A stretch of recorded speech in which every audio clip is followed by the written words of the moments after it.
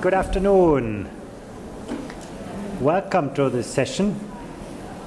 You know, over the last couple of days, one of the issues that came up over and over was, how we firewall schools from the real world and how children, particularly children from disadvantaged backgrounds, often grow up with a very limited opportunity set. Now, they know the occupations of their parents, maybe of the neighbors, but they don't have the kind of feeling for what the world of work really looks like. And then you're surprised why they don't study hard science and the kind of things that they may need in other kinds of occupations. That's the problem, came up many times in our discussions here, but we have actually the man with us who has solved that problem. Dr. Graus, who is education director of QUDWA, an amazing kind of institution that has really found a very creative answer. But before I talk about it, why don't you introduce your project and what motivated you to move from a teacher into doing something like that? I think you never stop being a teacher. Well, let's hope not. But the more I've always worked with children in relatively deprived areas, and the more the system gets hold of education, the more those children get alienated from the reality of what it's all about. So in the end, I think professionally I made the choice that if I can't do it within, then maybe I can do it out with, as they say in Scotland, and therefore move into that area that is quite wrongly known as out of school hours learning. I think what we need to get our heads around is that education is more than schooling. So in a sense, that's where I moved to, and to move into experiences that children might or should have. Absolutely, and I think this is something that, maybe in our Q&A later on, we can think about how we can bring that world back into the world of schooling to find ways to integrate those two worlds. I'll ask Geir to present his work on QUDWA in a moment, and then afterwards it's your turn to ask questions. You can do that through the website, you can do that through the app, or you can just pick up the microphones that we're having here. And the only other thing that I have to ask you is not to do any filming. They ask us not to do that here. So, Geir, I pass the floor to you. Thank you. I'm going to stand up now because I've been sitting on an aeroplane for far too long. So I'm really happy to be here. And first of all, I'd like to congratulate everybody on this event. Because I think if we don't talk about what matters most, how do we have any chance at all of solving what might be not quite right and sharing what's absolutely right? So I think every country and online should have events like this. So first and foremost, congratulations. I'd like to tell a little bit about QUDWA, not too much, because we're only a small piece of the jigsaw. I'd like to tell a little bit more about the research that we've done, and then answer that question. So there is going to be more information on the slides than I will be talking about, but I've asked for the slides to be published afterwards so that when you go back through your notes or whatever else, you can easily refer back. Because if you're anything like me, then I forget to take notes, and within a fortnight I've forgotten what was said in the first place. Does that make sense? Yeah? Brilliant.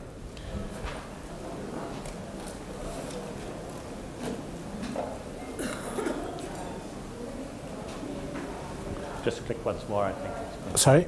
Just click once more. Yeah, there we go. So the opening line, and in a sense my opening line always is this: children can only aspire to what they know exists. So the very simple example is, if you are born into a home where there are no books, how on earth are you expected to have an interest in reading? Yet when we take these children into school, we kind of say they're all four, they must all be in the same place. You know what? They're not. That was me. How cute was I? Yeah, and when I was 5, my granddad always did tell me that happiness was the key to life. And when I did go to school and they asked me what I wanted to be, and I said happy, they did say, you don't understand the question. And I'll come back to my granddad a little bit later on, because role models matter. We all matter. And all grown-ups were once children, but only few of them remember it. So one of the things I'd like you to do, please, you can pick your own age, whether you pick 3 or whether you pick 8, but a little bit for the next half an hour, can you remember what it was like to be a child?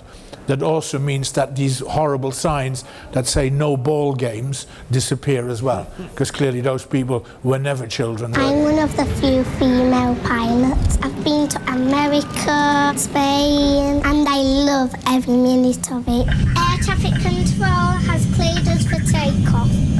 Okay, let's go. People, property, and postcodes. I call it the 3 Ps. Hello, Mrs. Smith, how can I help you? I have won lots of awards. When I was a school child, I was directing my school play. It's not a job, it's a calling. A Romeo. A Romeo. They see surgery as an art form. It's vital to keep a cool head. Scalpel? I'm a bit of a petrol head. I could have been a doctor, but I prefer cars. What's not to love? And we are live in 3, 2, 1. Good morning, and welcome to the 9 o'clock news. Kidzania London, a city made just for kids aged 4 to 14. So if you didn't know, that's what we do.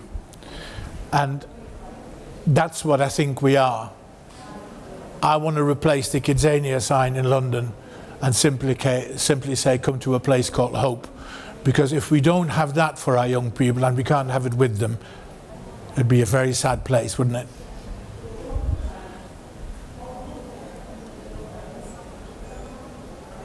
So what are we? I'm going to do this really quickly. You can see the size. We're a city. We're built for children.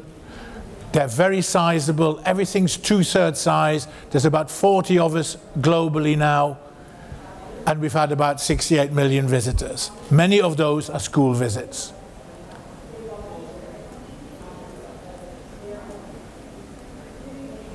And what can children do? Children can choose to role play, and you can see various jobs. And most importantly, grown-ups are there to be seen and not heard. So once you walk in, it is actually their domain.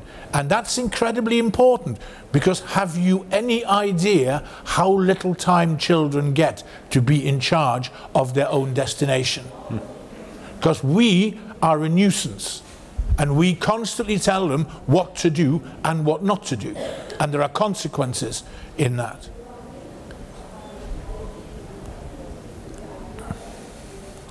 This gives you an idea where we are and where we're going to be. So it's becoming a big family, and one of the big jobs that we have is we've got to connect those dots. We're not very good at that yet, but actually London needs to work much more closely with Dubai, because our children occupy a planet that's increasingly smaller and easier to access. So we need to reflect that. It's a big job we've got to do.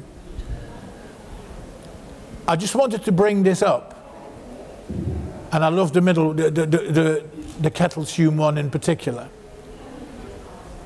Oh, sorry, let me just go back slightly. This is what is generally put as early years learning. Now, I don't know why we segment education, because actually, if I put later or old years, the same would apply. So one of the things we've got to stop, I think, is putting children in boxes. 0 to 4, and then they're not my responsibility anymore, because I'm going to pass them to you, and then you're going to pass them a bit further on. And children are not parcels. It's a continuum.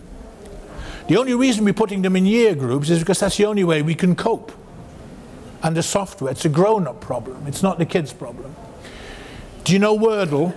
You're familiar with Wordle? You get a document, you stick it into Wordle, and it gives you an image of the words. Really good leadership tool, that is. I say that to head teachers quite often.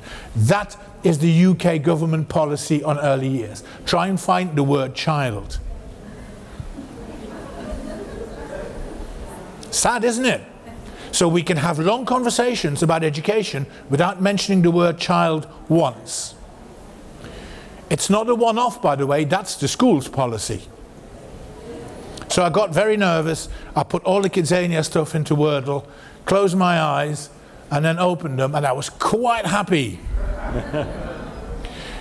In a nutshell, our education system. A government decides what children should be taught. Schools become the mechanism to do it. Schools get inspected and get exams so that league tables can be published, and the word child has not been mentioned once. The word appropriate does not exist in our educational vocabulary, or certainly not enough. And the other thing is, you're either vocational or academic. Who says? Who decides? The environment is the third teacher. We do everything in a building.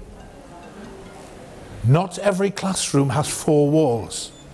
Going back to Andreas's point, we need to utilize environments, to quote the very great Carla Rinaldi. Children, we need to talk about children. So a very practical tip, which I always give to my staff, is if you go to a meeting on my behalf and the word child isn't mentioned at least once every quarter of an hour, get up and leave. I used to sit in government meetings with one Mr. Gove, and I used to hold the sign up going, children, children. They looked at me as if I was from another planet. Just do it. Force people to talk about the children. It's in your hands. So when it comes to a meeting in your school or with parents, tell them how lovely their kids are, or not. But talk about children, not about the grades. Make the learning tangible, because you can't take grades home. Children need to be able to write their own narrative of the possible. They need to feel that they are genuinely in control of where they're going, and that it's okay to get it wrong, and the second time to get it slightly less wrong. And that's kind of what they do at QUDWA. If we do one thing really well, it's that. Kids who go, I don't like doing this, and I say, well, why are you doing it then? And they go, I didn't know you could stop. Stop it. Don't do it. You've concluded that you don't like this. You can give me a because. This is brilliant. Well done. What? Well done for not doing it? No, well done for concluding why you don't like it. Yeah? It's not when they're very little. When they're very little, they do that thing when you give them food. And they're very little, and they go, I don't like that. And you say, why don't you like it? And they say, well, I just don't. No, no, it needs to be reasoned. And that's the experience. And we have to realize the message from the farm. Weighing vegetables doesn't make them any heavier, any bigger, or any better in itself. We have to stop testing for test's sake. It needs to lead to something. In no other profession do we do that. We don't do it in hospitals. We don't say, well, the news is you're ill, and then walk away. You don't do that. You act upon your findings. You create an evidence-based environment. Now, the research. This piece is important, and there's quite a lot of information on those slides, but I'm not going to even give you time to read that. That's the bit you can read in your own time when it goes on the website. We took children. We took in London 61,000 children who'd come to QUDWA on a school visit, and we analysed what their first choice was. And then we wondered why. So, 61,000 children, boys, girls, 4 to 14, rich, poor, black, white, and how under the kind of the complexity of that, what then happens? We're now doing this in Mexico. Incidentally, we're going to do this globally because we want to know who our children are. I say to teachers sometimes, do you know your children? And they say, yeah, I know what grade they're going to get. That's not what I'm asking. Do you know your children? Do you know which flavor crisps they like? Do you know the name of their dog? Do you know that the dog was ill? Can you engage in a meaningful conversation with your kids? There's whole stuff about school sizes in this, but let's not live on excuses. Let's try and engage with children so that we know them properly, because when we know what they're like, we can begin to work on what they aspire to. We also concluded that we have a misaligned education system, that we're educating our children in terms of professions for something that doesn't exist anymore. The only reason we have 6 weeks holiday in the UK is because all of our children have to work on the farm in the summer to help their parents earn harvest. We need to move on a bit. We need to look at that whole piece. And these are then some of the findings. Clearly, and you can look at those in detail, but the headlines of our findings are: gender stereotypes are as bad as they ever were on 61,000, and it repeats in Mexico. So if we kid ourselves that it's made a difference, do you know what? Hype over substance. Aeroplane, 2 activities: pilot, cabin crew. Pilot, 70% boys, 30% girls. Cabin crew, 70% girls, 30% boys. And if you are from the bottom 20% in terms of deprivation, you never choose the aeroplane as your first activity. Age 4. Before they go to school, age 4. Almost all girls, regardless of their background, choose activities below their age range. Almost all boys choose activities above their age range, regardless of their background. And then I'm sitting in a park in Sheffield on a Sunday with my coffee. There's a climbing frame. There's families with children, with little children. I'm watching them. And when the little girls go to the climbing frame, all the grown-ups go, careful. And when the little boys go to the climbing frame, all the grown-ups go, come on, what took you? Come on. So we need to think about who the teachers are. Think back in your schools, who do we need to have the dialogue with of aspirations and attainment? It's a collective thing. What are the other gaps?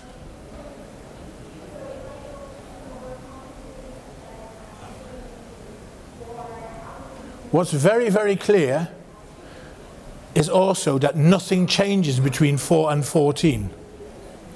So for all that massive investment in STEM subjects, perhaps we need to think about not the subject, but the motivation for the subject. Not that girl should do science, but why and what is the purpose of them doing science? Where are the role models? Where are the people they can listen to? Who are the teachers? Should we start to engage with industry from a very young age? Because if there is no change between 4 and 14, why are we waiting for 10 years before we start to have dialogues about futures? Aspiration and deprivation, very clear. Children can only aspire to what they know exists, has been proven. Children's backgrounds and experiences determine what happens to them. And that is not to be underestimated. There's a 19-year-old boy who at the moment is at Oxford University in his 2nd year. It is because he's reading English literature and he's loving it. And at the age of 0, he was chewing books. At the age of 2, he sat next to his father reading books, or pretending to. And then he picked up Harry Potter, and life moved on from there. That's my son. Had there not been any books in the house, he would not have been there. How do we create change? We know from the evidence that education is the answer, but we have to ask ourselves what it is. It's not schooling. What do we say to the educators? Very simple. Focus on those headlines. And every child is everyone's responsibility. And we need to build a creative approach to social mobility. We need to be much more broadly approaching our children's education. We're working with a group of people globally to help us with that in an advisory capacity. Some others we're talking to as well. And finally, role models. You are all role models. Everybody who stands in front of a child, interacts with a child, is a potential role model. We need to understand what our responsibilities are. That's my role model.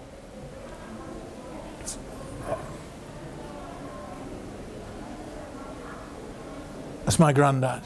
He can have my medal anytime. Thank you. Yeah, I think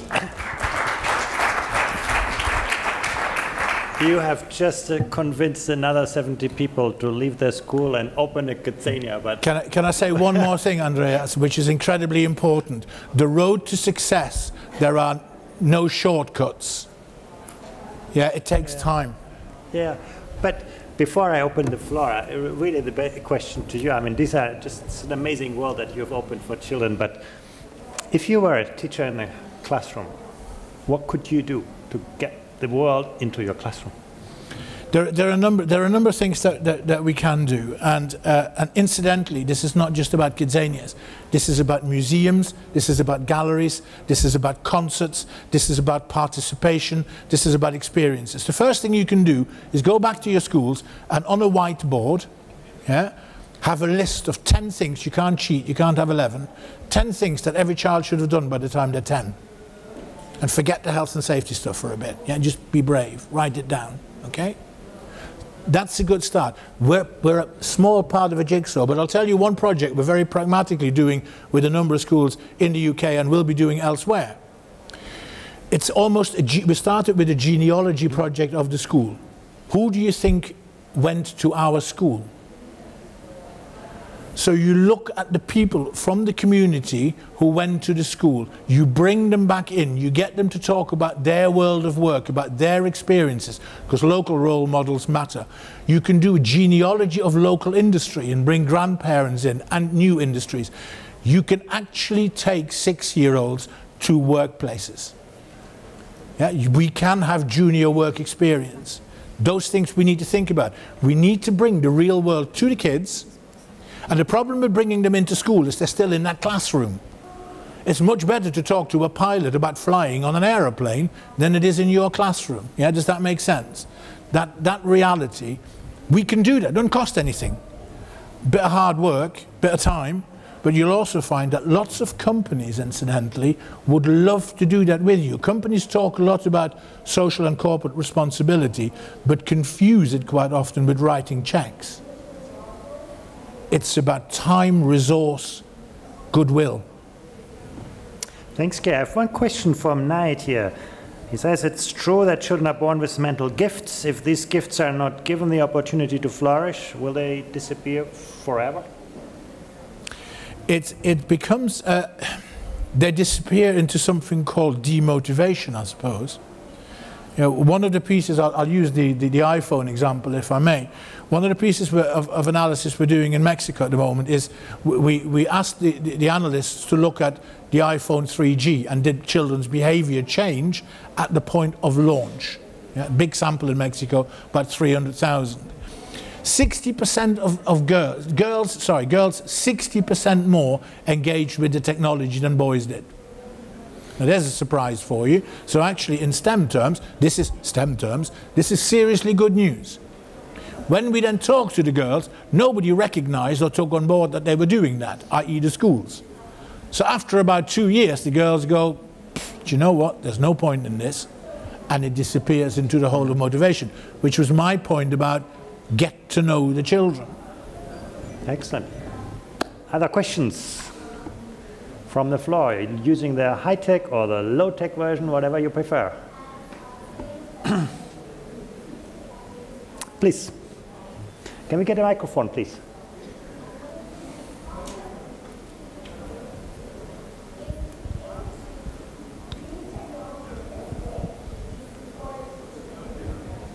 Good morning.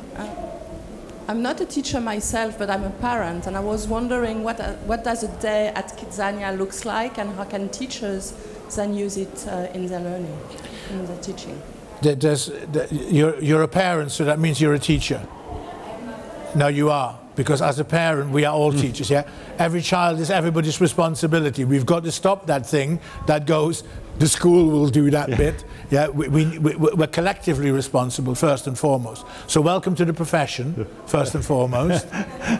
Parents are awkward, aren't they? I'm a parent, and we're awkward, aren't we? We're not nice, really. We try to be.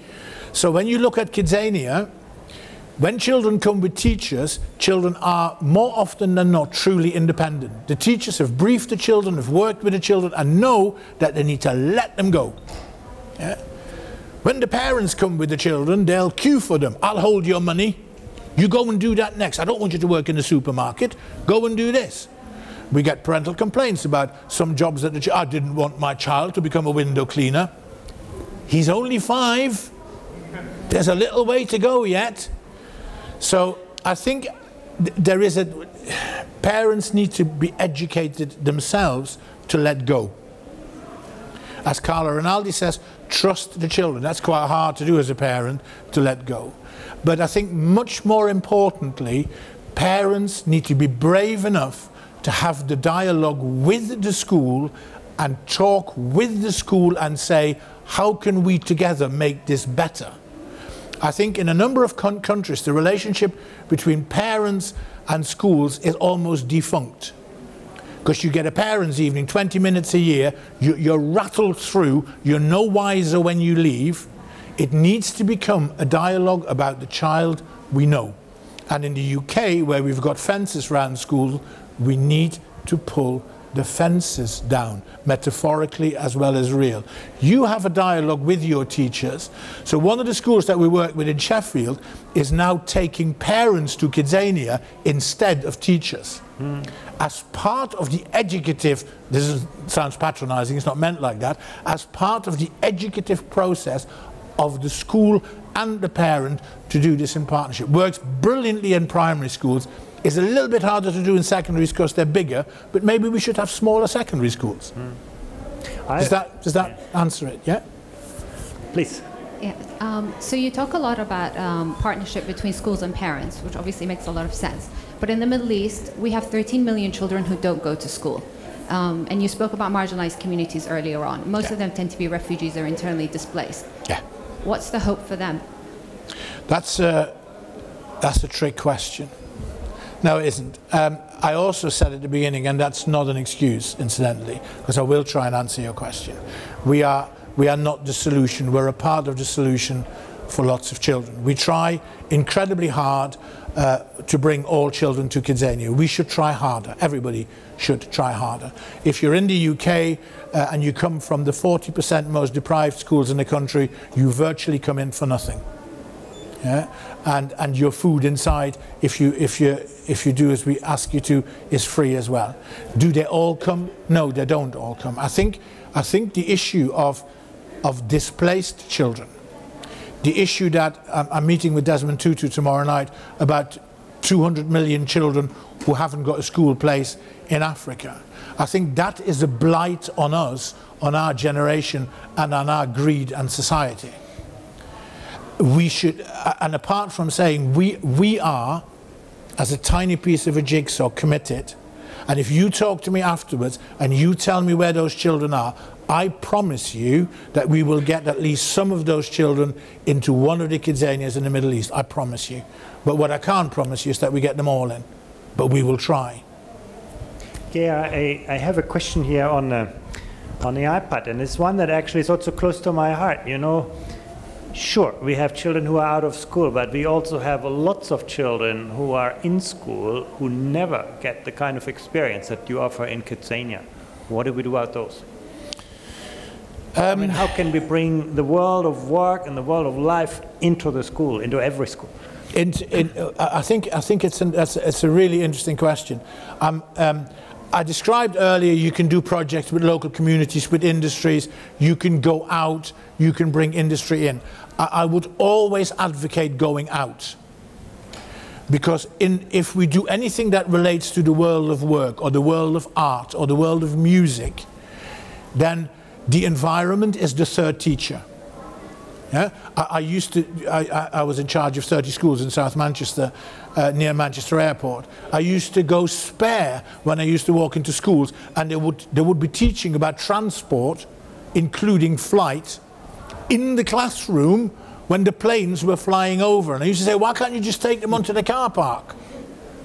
Yeah? So I think we need to utilize the environments and working with industry. Now, it's quite hard as an individual school to do that. But schools have got, in some shape or form, quite good at grouping themselves. Be that academy trusts, be that through an organisation like British, I just know the British schools in the Middle East, be that through clusters of schools in a locality. You can drive those things through. The plea I would make is don't do it in isolation.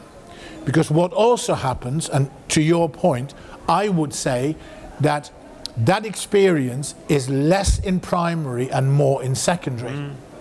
So the worst thing that you could have is a child with brilliant experiences at primary school, and then they go to secondary school and they're locked in.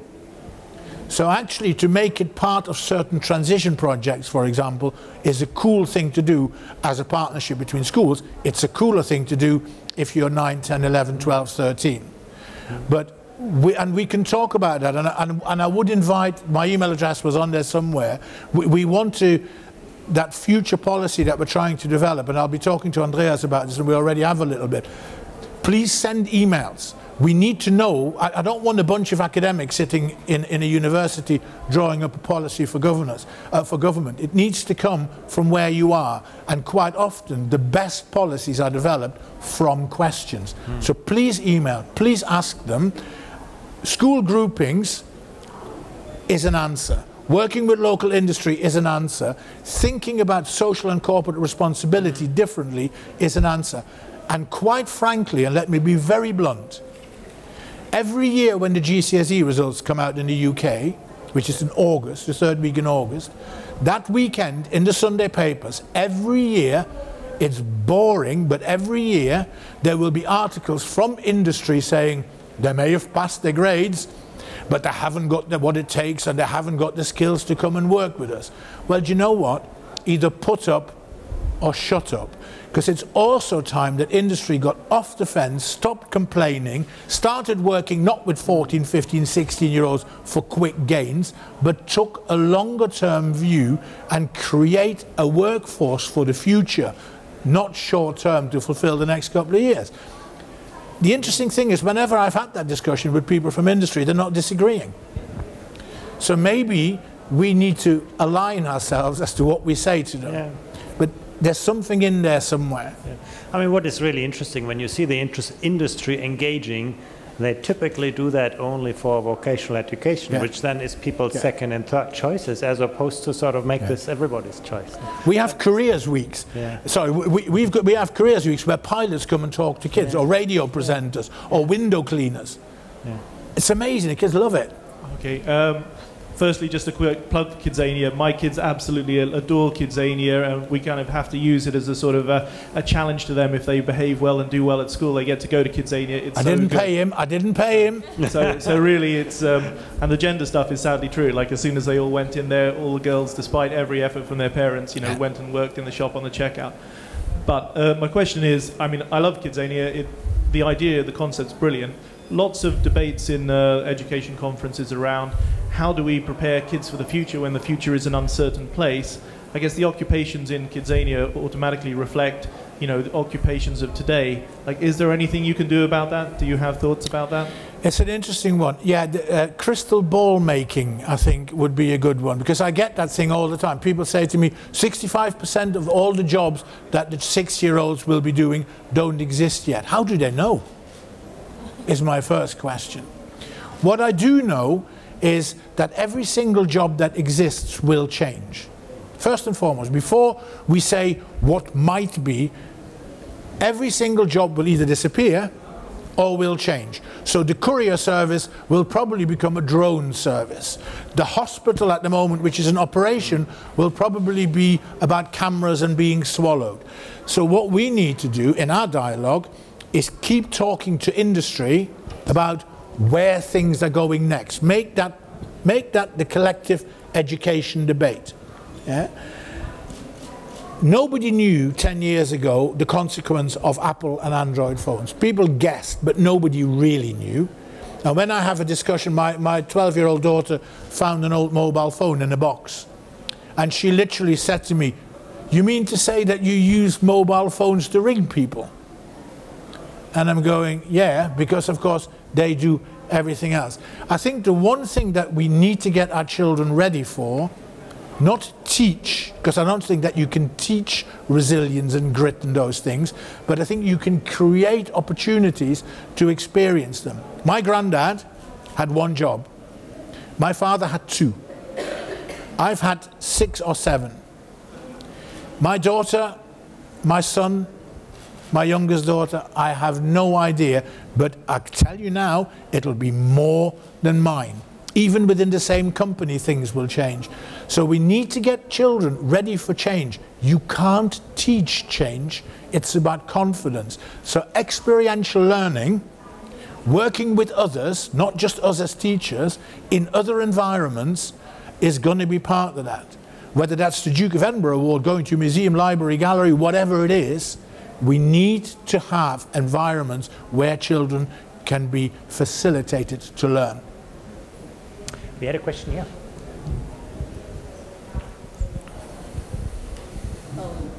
Sometimes the forces of society support the mission of the teacher. So the teacher does something in school, the same thing the society supports. But sometimes the teacher might find himself in a situation that the forces of society are playing against him.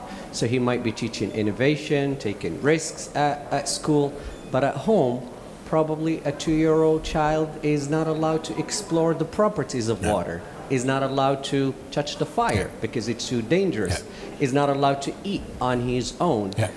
When the teacher finds himself in this situation, should he take on the role of educating society along with the education of the children?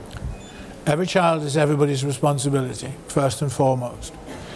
It's an interesting, it's a very interesting question, right? Now, I think there are a number of answers to that, very practically. If I were that teacher, I would make sure that whatever I taught, the children understood why. That the because sits in there, yeah? Because when and that there are tangible outcomes, so you get a show and tell element. Because when you understand why you do something, your mind engages and either becomes motivated or not. I remember my maths teacher to this day standing at the front going, if A is 2 and B is 3, what is C? I don't know what you're asking me. I don't understand your language. Yeah? So that's one aspect of it. The 10 things on a whiteboard, which is more the school than the teacher, 10 things that every child should have done by the age of 11, is something we can do with our parents. Yeah? The culture of education, the culture of educating children can be created as a partnership between schools and parents. Is it perfect? No. Will it be better than it is now? Yes. Because if the parents agree or become part of the discussion of the 10 things that every 11-year-old should experience, you have a dialogue about the child. We have to draw every parent, grandparent, community in. People, we've lost the sense of purpose. My granddad, when I was 9 years old, I sat on his knee outside the house. He was wearing brown corduroy trousers and his cap. It was a brown front door and a blue kitchen chair. I can still feel the sun on my face. My granddad was a coal mine. He was arthritic and his lungs were kaput. And he said to me, promise me you will always do your best at school. And when you're 9, you're programmed to ask why. So I said, why? And he said, because I don't want you to have hands like mine. There was my purpose. Yeah, we need more granddads, we need purposes. So that doesn't answer all the questions, but very pragmatically, if we get children to understand why, and if we engage parents in the discussion around, well, what 10, 11 things should we do? Yeah? A really good thing I did with a primary school in the UK, there's a video, a film by a friend of mine called Genevieve Bailey that is entitled I Am 11. Look it up, watch it. She just spent 3 years traveling the world filming 11-year-old children. From the boy in London at his PlayStation to the boy in Nepal scrubbing elephants' backs. It generates debate. All of a sudden you're talking about the children, not about the grades. Because parents also have become part of the grade good school inspection culture. That's why they move house and pay a fortune to live in the right postcode area. Focus the debate back on the child, make it purposeful, make them part of the discussion. It's a good start. Not all will do, but quite a lot of them will. Because the one thing, the vast majority of parents have in common, they love their kids and they want their best for their kids. Sometimes they don't know quite how to, but maybe together, in very practical, simple terms like that, we can make that difference. Okay. That's a question. Thank you. My English is not the best, so I will try a lot. But I work in secondary school, and a common problem that I have in my classroom is that my student don't know what he wants to do because he feels that he have no opportunities. So I imagine I saw that and I want to go to play myself. So I imagine, did you try that kind of experience on secondary school child and how it works and how I can to try something like that in my schools? Yeah, more purposefully is the answer. So we get quite a lot of 14-year-olds, but we do it specifically with the school. So I would come and talk to you and say, tell me about your young people, tell me about what's needed, tell me about their backgrounds, and you say, well, actually, they never get a chance to meet professional people. So what we'll say is we'll organise a careers week. We'll get some pilots coming in to talk to them, or window cleaners, or whoever else it is. Another school might say, well, actually, they meet lots of professional people, but they're all at the top end. They don't get to meet people who are not at the top end. Well, that can also be organised. So there's a really good example. This is already happening. There's a really good example of, you know your children, you know what their aspirations are, you know what they're not, and you make a professional judgment call with, not just with Kidzania, but with other industries. Yeah, the child, I'll tell you what's a really interesting one. In my wife's school, they've got an artist in residence, a painter. Yeah? And Jane is brilliant because on her first visit, she didn't say anything to the kids. She didn't talk to the kids at all. She went in at lunchtime and she sat in the corner of the dining room and she painted. And all these kids, and we've tried the same in secondary incidentally, all these kids kept coming up going, what are you doing? Who are you? What are you doing here? And the kids generated the learning debate. Within 2 or 3 weeks, a number of those kids were saying, can we come and join you? Yeah? You can generate that, but not big, not for 1 year group, not for one class, but pockets. Give children the chance to invent themselves into those scenarios. It's harder at secondary because we've messed up secondary schools. They're called timetables, yeah, and structures and pieces of software. So I think secondary needs a rethink in general as to what we're doing with these youngsters. Yeah? Thank you. I think this, unfortunately, will be the last question. Thank you very much for the wonderful presentation. I would like to address an issue here. We're listening about all these wonderful transformative educational paradigms, but I wonder, how can we bring this education into the universities so as the teachers are properly trained? Because this is the problem. We are actually trying to train the teachers after they graduate from the universities, because in the universities everything is so theoretical, and when a teacher gets into the classroom he realizes the new challenges and he's not trained about all these things. So what is the path to bring everything not only to the teachers but to the academic level, so we can actually connect with the stakeholders in the academia and transform the world with education? It's a very interesting question, because I think we need to go back quite a bit. We need to go back to the question, who's the teacher? Because actually, I'll use careers education as an example. Teachers, by and large, are very bad at careers education, because all teachers have done is they've gone to school. They've gone to little school, they've gone to big school, and they've come back to little school.